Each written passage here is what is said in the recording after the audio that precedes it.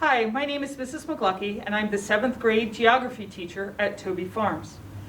Dr. Parkinson has introduced a coding initiative to the Chester Upland School District, and he's asked that the 6th, 7th, and 8th grade social studies teachers incorporate coding into their weekly class schedule. This started about 2 weeks ago. We are learning to use Scratch and Scratch Junior. But I have familiarity with code.org, so I introduced that to my students. And every Friday they code, they work on puzzles provided by code, and learn to solve them by themselves. And if they have trouble, they can pair with their neighbors and help each other out. And it's been a big hit. And I'd like to introduce you to Duncan, one of my students, who has taken what he's learned in code.org and applied it to a platform called Scratch and created his own game. Corey, can you tell me about your game? Well, my game is about this platforming game. You're a cat, okay? You have to get through some levels by touching some sharks right here, as you can see. You have to jump over these blue dogs. As you can see, I just ran into one and my lives went down.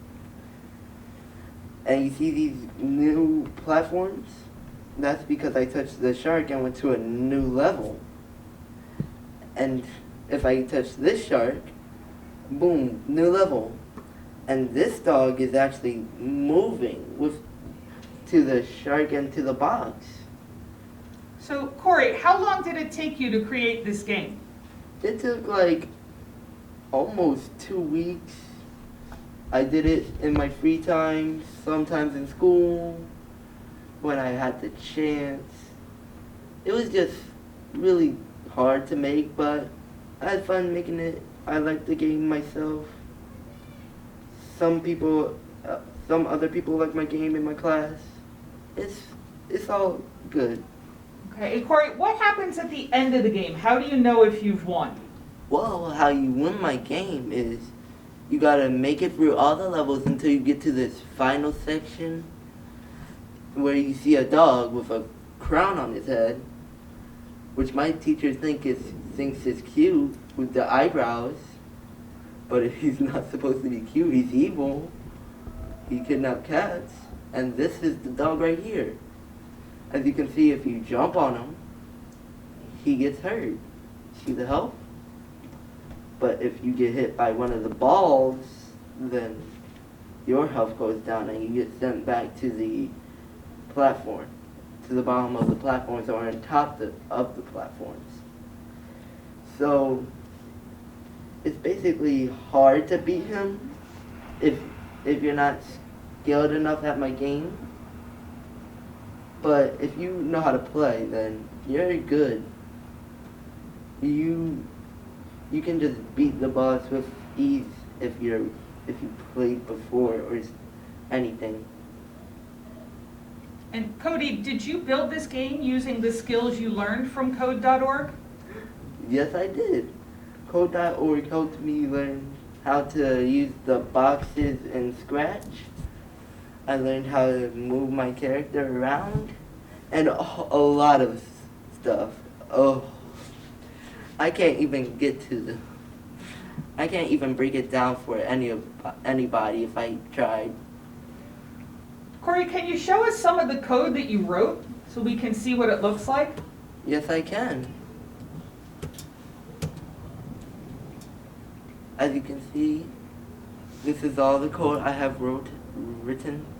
As you can see right here, this is how you lose lives. If you touch the dog, then you lose a life. And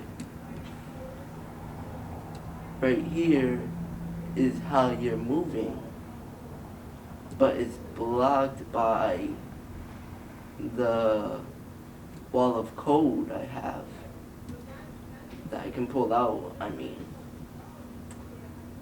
And these are the sharks and stuff. If you touch them, then you go to a different level. I've told you that, right? So, and this is how you lose, and this is how you start And this is how you damage the boss. It's pretty confusing stuff if you're unexperienced. But once you get the hang of Scratch and stuff, I think it could be easy for you. So Corey, do you think bringing coding into the classroom will help you in any way or help you decide maybe you want to be a game designer after high school? Yes, it will. I mean, just coding in general would make me want to code some more in class. I'd be excited to code. And what would you say to someone who isn't interested in coding?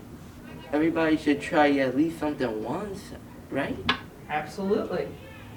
Well, Corey, thank you for sharing your game and showing us all the hard work you put into it. You're welcome, Miss McLucky.